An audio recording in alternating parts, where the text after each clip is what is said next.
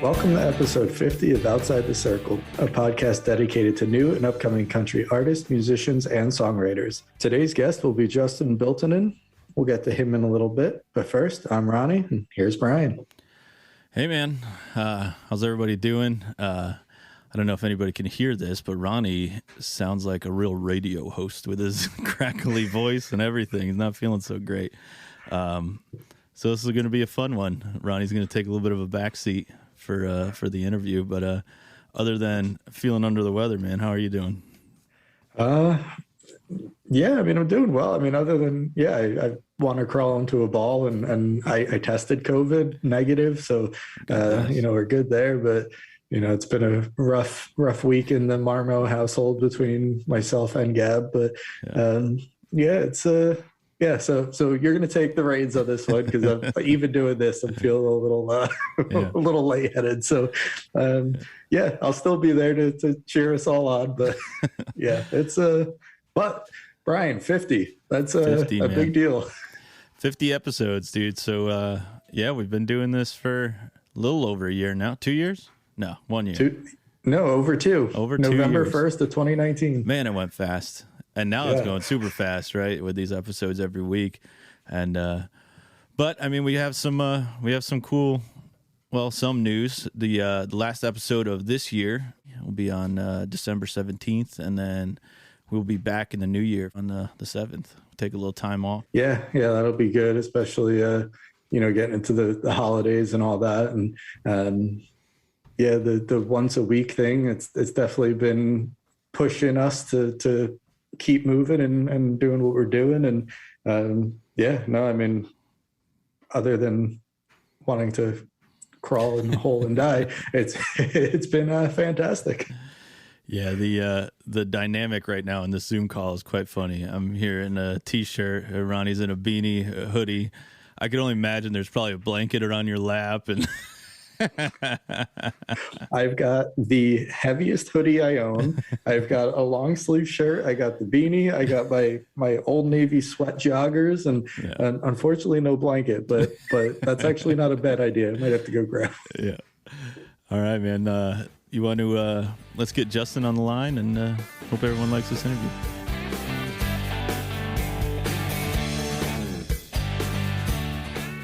All right, everyone, we're here today with Justin Biltonen. Welcome to Outside the Circle, Justin. Thank y'all for having me. I appreciate it. Yeah, man, it's a real pleasure to have you here. And so we're kind of going to start right from the very beginning. Where'd you grow up, and how was music in your household? I grew up outside of Asheville, North Carolina, kind of up in the mountains. Grew up in a pretty musical family. Like, no one really did it professionally, but had a lot of music on all the time. Dad was singing, mom was singing, everybody was singing, playing, doing something. So real supportive of music. Sister's a really good singer too, so she was always singing, playing in church. Yeah, was it country music that you guys always had on, or? Yeah, a lot of country, a lot of classic rock. Yeah. All right, we might as well get the elephant out of the room. So in 2013, you joined arguably one of the alt-rock genre's most influential bands, Three Doors Down. How did that opportunity come about? Ultimately, what did it mean for your career at the moment? Kind of a long story, but I was friends with the guys over probably 12 years ago, and their old bass player got in some trouble and got let go of the band, and they asked me if I would step up and play bass for them, and of course I took that opportunity head on, and been in the band for going on 9 years now. Been awesome, been able to travel a bunch, write records together, do a lot of music and really cool fun stuff together, and it's really helped kind of get a fan base going for my solo stuff. Just kind of out the gate, I had folks that were interested in what I was doing as soon as I started putting music out. So it's grown on top of that of, country music fans plus pulling, some of the Three Doors fans that weren't necessarily country fans into that realm because they like my music. Yeah, so before joining Three Doors Down then, if I'm not mistaken, going through like your bios and stuff like that, you moved to Nashville prior to that, and started getting involved in the songwriting community. So was there always the goal of being a solo recording artist, and then that opportunity just happened to come up? I was always in a band. I was always a side guy. That was like, I played lead guitar before I was playing bass. It's something I guess I always kind of wanted to do, but I don't think I had enough like courage or push to do just my solo stuff until probably about 4 years ago. A lot of friends and family were like, "Hey, you're writing cool songs with great people, and you need to start getting out and playing these at the writers' rounds in Nashville," which was kind of how I got started, just getting out and playing on my own. Yeah, so feels like a good time. We might as well hear one of those songs. You want to go ahead and introduce one? Yeah, so this song is Heartache Rodeo. It's my newest single. Just put it out, so it gets you feel like dancing, and by all means.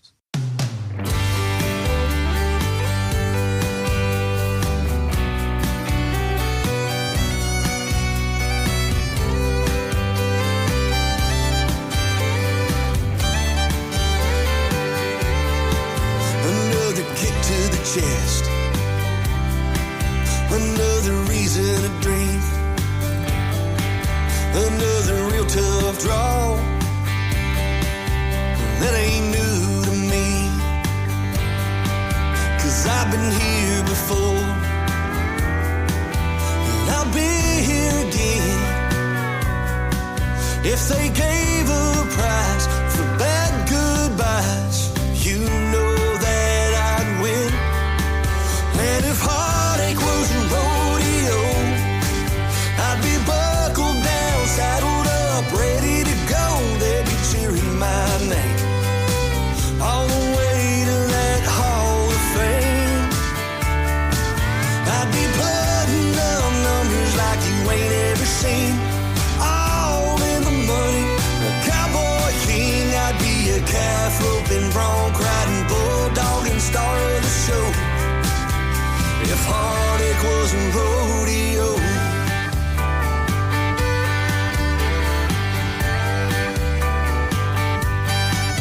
I've been high horse thrown so many damn times.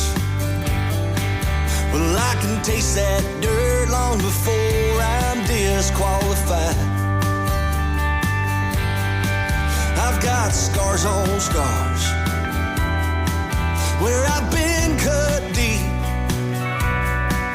Yeah, I'm good at making love walk right out on me. And if heartache was a rodeo, I'd be buckled down, saddled up, ready to go. They'd be cheering my name all the way to that Hall of Fame. I'd be putting up numbers like you ain't ever seen, all in the money, a cowboy king. I'd be a calf roping, bronc riding, bulldog and star of the show. If heartache was a rodeo.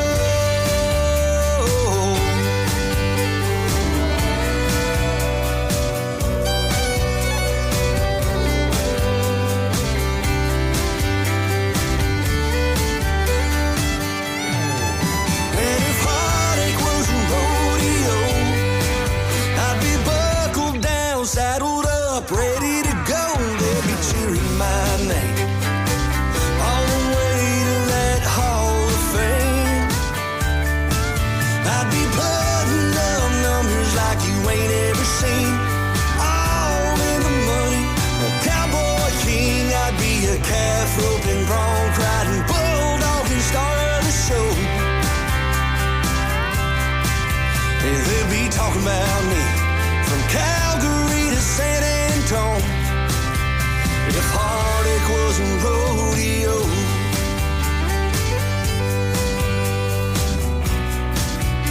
If heartache was a rodeo.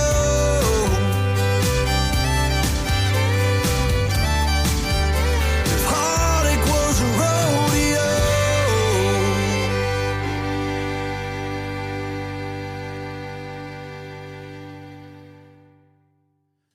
So that was Heartache Rodeo, and you want to tell us a little bit of the inspiration behind that song?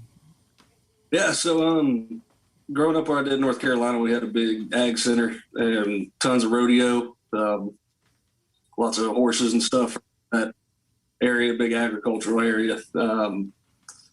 So I kind of grew up going to those and always loved it. Always loved Western. Always loved all that stuff. And once I started playing with Three Doors, we'd play big rodeos, like the really big ones. Mm-hmm. And then once I started doing my solo country stuff, I was playing rodeo stuff then too. And got a lot of friends with rodeo and play a lot down in Texas. It's just kind of something I'm kind of immersed in a lot these days. And since I didn't grow up actually rodeoing, I always wanted to write a song about rodeo without trying to sound like I was Billy Badass Bull Rider. And wanted it to come from like a real place. So kind of had the idea of making, like Heartache is kind of like a rodeo. You're kind of constantly getting thrown off. It hurts. It's painful, but putting the twist on it that like, you're the king of that Heartache Rodeo. Right. And that kind of, if losers were winners, underdog kind of story. Mm-hmm. And I've been kicking that idea around for a while and went into a songwriting with my buddy Daniel Kleindentz and Corey Lee Barker, and pitched that idea to them. I was like, yeah, I got, part of a chorus and these concepts and the title and stuff. And they were like, I would love that. And they kind of grew up in the same realm. I think Daniel's from Oklahoma, Corey's from Texas. So then they knew exactly where I was coming from with that song and kind of how to present it without trying to sound like, taking on this persona of some rodeo person, and trying to keep it authentic and kind of write it from a more like approachable place that, you don't have to just be, someone who loves rodeo or is involved in rodeo to kind of feel that kind of like almost weird positive twist on a heartbreak song. And then wanted it to have that good kind of two-stepping dancing vibe, and fiddle and pedal steel and the whole deal. Yeah, no, I dig it. It definitely has like that Chris Ledoux feel of like a rodeo song. I definitely love anytime you throw fiddle and steel on a real country song. It makes it for me. And it's funny. We're based out of New Jersey, and we have the Cowtown Rodeo, which is down in South Jersey, which is, if I'm not wrong, it's the oldest running weekly rodeo in the country. It's super cool, man. It's like when you go down there, you don't think about New Jersey at all. It is all cowboy hats, man. It's so cool. There's a bunch of places like that all over the country that are surprising. Yeah. So. Yeah, what I like what I like most about this song, and something that you just mentioned about it, I don't, being born and raised in New Jersey, I have zero rodeo background, zero rodeo knowledge. Well, I don't want to say knowledge. I know about it. I know, the what it is and all that, but you don't need to be a rodeo fan or anything like that to totally feel the truth behind the song too. Like you were saying, it's a heartache song. It's the ups and downs. It's the, all that.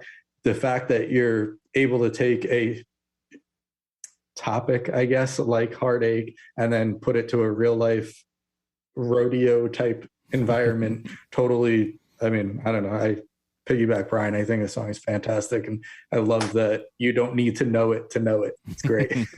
No, I appreciate that. It's a huge compliment on that, and definitely what I was kind of striving for, and what Daniel and Corey were, picked up whenever we started writing. It was kind of putting off that exact feeling. So I appreciate it. Thank you. Yeah, I definitely, not to harp on the song, but you definitely use rodeo terms in it. So though you might be playing to an audience that might not know that much about rodeo, but the ones that do know rodeo are like, oh man, that's great, that's a great line. So that's cool. So you released your first single in 2018, and you've hit the ground running since. Give us a little insight what your songwriting process is like, or something like that. Yeah. it's kind of all over the place these days. Especially when I first like really started breaking out and getting songs that like, I mean, like, as a songwriter, you've got years of songs that, you know, nobody's ever going to want to listen to because they're terrible. But I feel like when I started really getting songs that people were like, hey, that's good, or when I started kind of learning that co-writing process that Nashville's always known for, and started writing with a guy named James House, and he wrote a bunch of songs for like Dwight Yoakam, Martina McBride, Diamond Rio, whole record for Joe Bonamassa, like just a really prolific songwriter, and he's made a very good career out of just writing songs. And he had his own career as well in the late 80s, but kind of took me under his wing and kind of showed me that process, and you learn to kind of take your ego out of it and find the best thing for the song, because sometimes you go in with this like amazing idea and somebody makes it even better. And like you learn a lot of like patience and making the song the most important thing. So I think for several years, everything that I did with that was like I was doing co-writes all the time. Whenever the pandemic stuff happened, everything shut down for everybody. We were trying to do Zoom writes like this, and I got one good song out of it, but it had a weird feel. Some folks like really took to it, and they were sitting there all day writing songs just like this. But it really like it put me in a weird kind of funk. Yeah, because you're not in the room, you're not, you know, getting the same ideas. Like you're having, you know, you might be in the middle of the most like brilliant line you ever came up with, and the whole thing glitches out and nobody hears anything you said. right. And it gets pretty frustrating going back and forth like that. So around that time, I was getting ideas for songs all the time, and instead of just saving them, I was like, well, I'll just work on them today a little bit and finish some out, and ended up writing a bunch of songs by myself, which I hadn't done in years. And kind of just taking all the things that I'd learned from all the co-writes and applying them to the song I was writing, and just taking a lot of time to do it instead of, you know, cranking out a song in 2 hours and then going to another, write half a song and leave it for a while and come back to it and just kind of work it out on my own. And I've gone back to writing in person and all that kind of stuff, but now I kind of do both. Mm-hmm.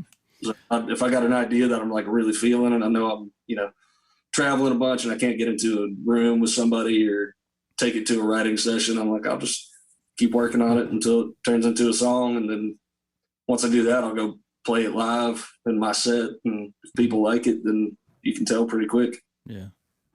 Yeah, so I'm curious. So you mentioned, you know, obviously co-writing, and that's a huge part of Nashville as a whole. Are you involved in any like publishing companies, anything like that, or are you just kind of writing with the same folks over and over? Write with a lot of different folks. I've got a small publishing company that just started up, been working with called 3 Minutes Away. Some good writers, good songs we've been getting out of that. Got quite a few getting recorded and hopefully get put out at the beginning of the year or February or whatever it happens. Yeah, I'm open to writing with just about everybody and anybody who wants to sit down. Yeah, it's I could definitely say it's hard to get like body language from like the shoulders up of a Zoom call. So writing with someone like that, it's got to be probably one of the most difficult things, let alone writing a song already on top of it being difficult. Once you come out of the Zoom call or out of these this pandemic thing, and you say you've written all these songs, you know, by yourself, do you ever go back and like re-edit them with a co-write? I haven't done it with a co-write, but I've worked on them a bunch just on my own, mostly from like playing them live and stuff and finding new parts to play or new words that work better together. Kind of had a weird random recording thing several years ago with Desmond Child. He was a big songwriter, wrote a bunch of stuff for Aerosmith and Ricky Martin, like all these huge pop hits. And he was like, you know, if if you're done with the song, it's totally fine to like let it sit for a couple weeks, because you're probably going to come back and make it even better. Yeah. Like, there's something to be said for a song that you crank out in 30 minutes and it goes straight to radio and it's a big #1 hit. There's plenty of those, but it's totally fine to go back and edit and make it better. Yeah. Yeah. I think that's totally good because, yeah, to your point, you know, there are the songwriters that can sit in one session and we hear those all the time on the radio. And, but I gotta think that, you know, being able to get, you know, those initial thoughts out first on paper and then taking a break from it and then revisiting that in a different mindset or whatever has got to be way more beneficial for sure. Yeah, absolutely. I think it goes for any kind of writing. I mean, you could, Yeah. I mean, I'm sure there's somebody that could bang out a novel in a week, but most people are going to go back and change something or think of something even better. And it's totally fine to revise that stuff and give it a little time. Yeah, well, I think kind of going from songwriting to recording, I think that's a cool transition too in a song's journey because, you know, like you said, you might be the one who wrote the song, spent all this time on it, even did some edits after the fact. And I mean, Brian, you could attest to this more than I can being in a studio, but once you're sitting there tracking it down, you start layering things, you're going to start hearing different parts that you might not have thought when it's just you and an acoustic or even you and a couple buddies on, you know, acoustic instruments or whatever. So yeah, I think the journey of a song is probably the coolest thing in my mind in music, from inception to putting it out on an album or single or whatever. Yeah, I think that goes for most people who listen to music. Like, you've got your casual listener that puts it on the way to, you know, driving to and from work, and whatever happens to come on, they're like, cool. But most people, they like hearing that whole process. Yeah. So the band could put out a song, or an artist could put out a song, and 6 weeks later put out an acoustic version, and people are still going to listen to it because they're like, oh, wow, that's how it was whenever it was first written. Yeah.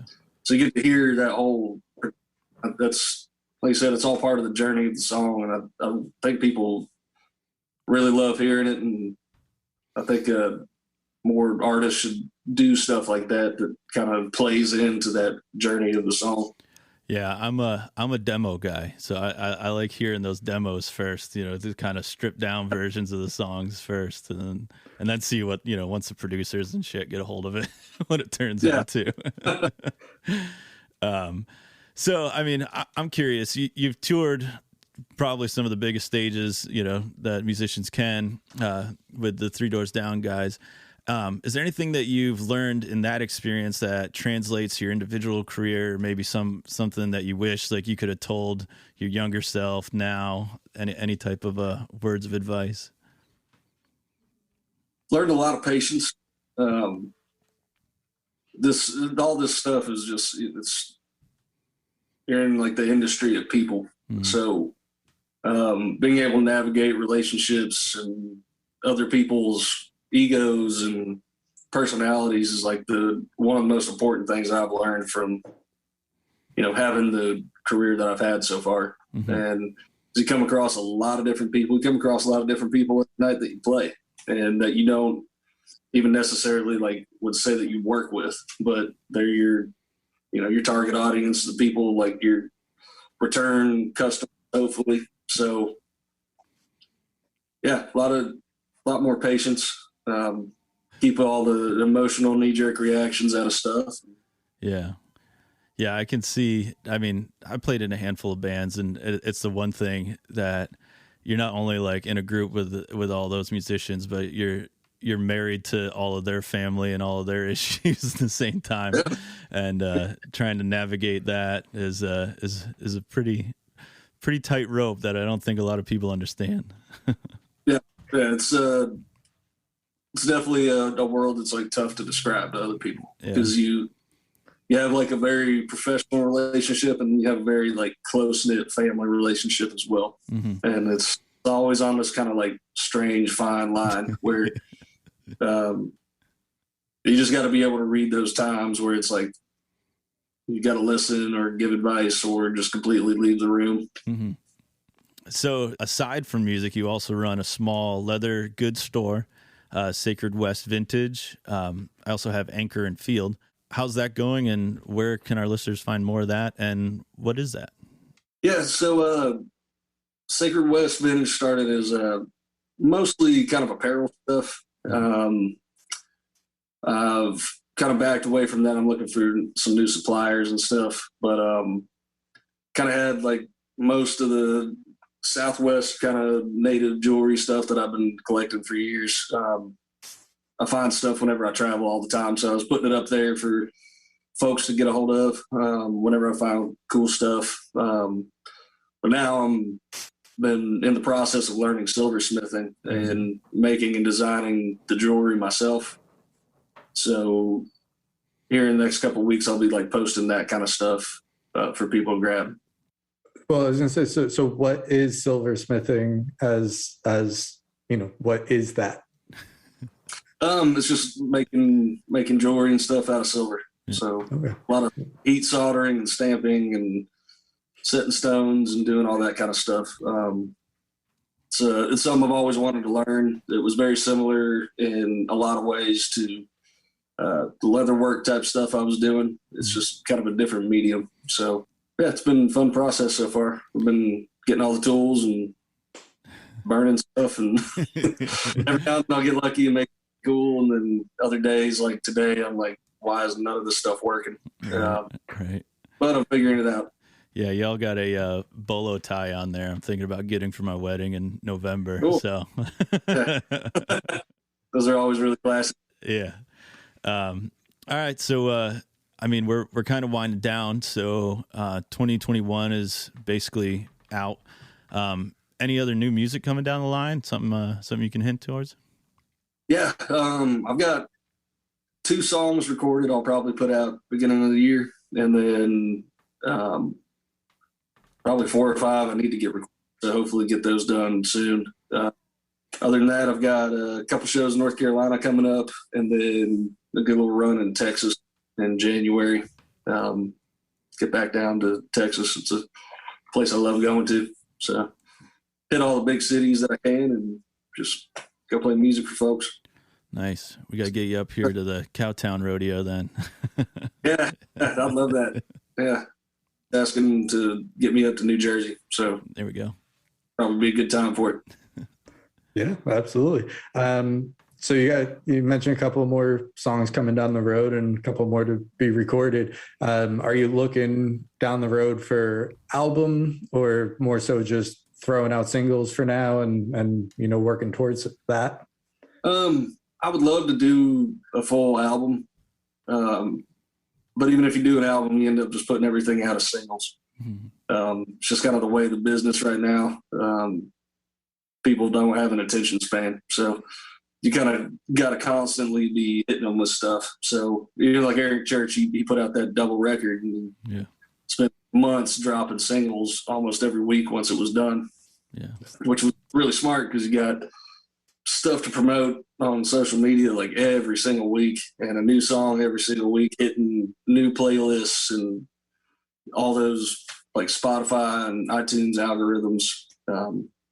So it's something I've been kind of working towards, is be able to get a bunch of songs recorded and put them all out like that, whether it's on one like umbrella of a record or if it's just a bunch of singles back to back. Yeah, I mean, either way, I'm here for it. I think what you're releasing is super cool.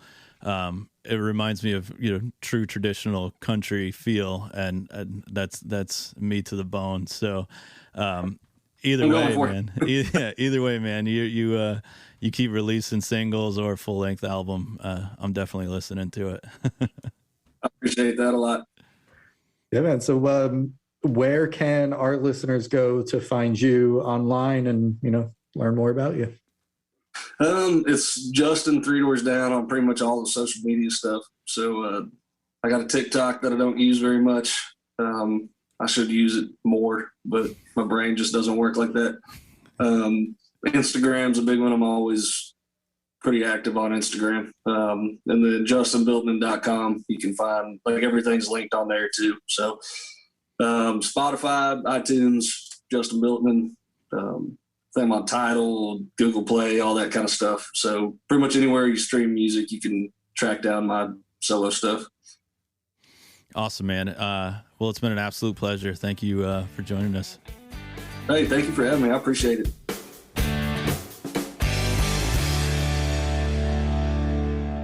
All right, so that was our interview with Justin Biltonen.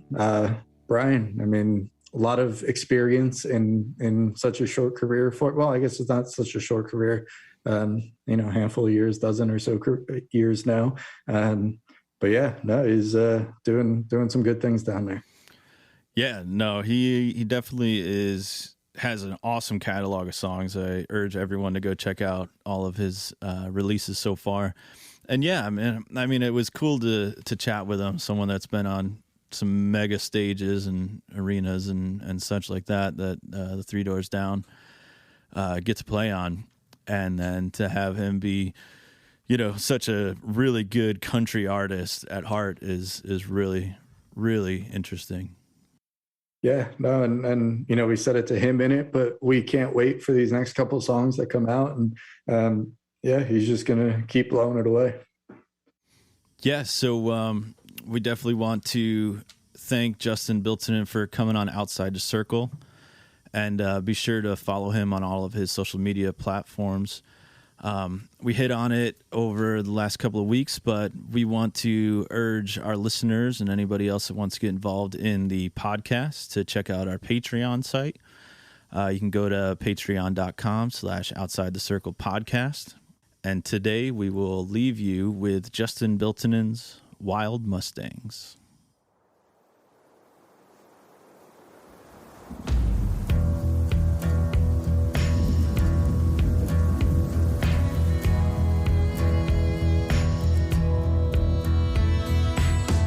Summer rain putting down the dust. Those wild Mustangs out the window were running just like me and you were wild too. When love was all we had. Grenadine tequila got our courage up. Roadhouse in Reno, we decided that we would just say I do at a church bell drive-through. Looking back, I wish we had. I wish we had. I think about you almost every night, saying, hold me, baby.